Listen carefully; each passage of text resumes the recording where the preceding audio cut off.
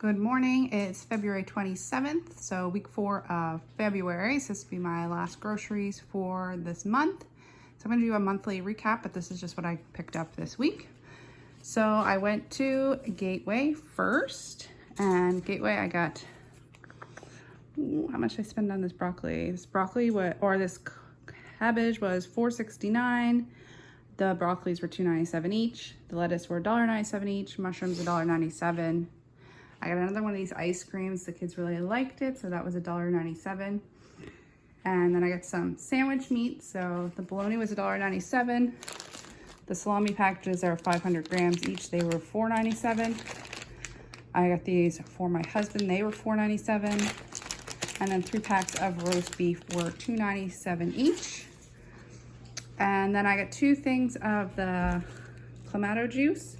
We did pickled asparagus about 2 weeks ago, so I'm really wanting to try one of those. So next week, or this weekend coming, we'll have a couple of Caesars with some pickled asparagus. So my total spend at Gateway was $50.34.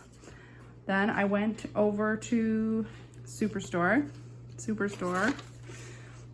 and picked up a baking soda. This was $5.99. They didn't have anything in the store brand, and they only had little tiny ones for, I think, were $1.99. So I know this is probably not the best price, but that's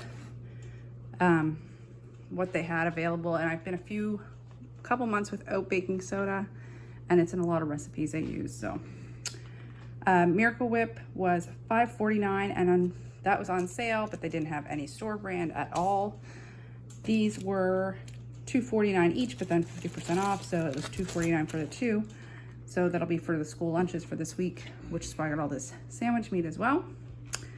On Friday, I went to Circle K, and they have their milks on for $6.19 each on Fridays and Thursdays, actually. That was a tip from Catherine, so I ended up buying 2, and I got one of the fuller fat ones because I am starting to make my own yogurt. This is a pumpkin that I just grabbed out of the cold room. This is actually called Lady Godiva. It has hulless seeds in it, so you roast it for the seeds, and then I'll just give the shell to the chickens because it's not very good for eating.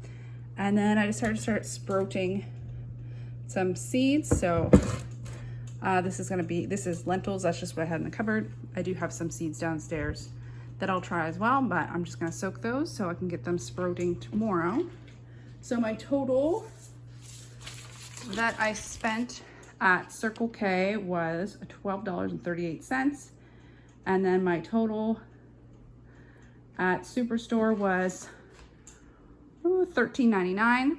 So my total spend for week 4 of February is $76.71. So this was a high.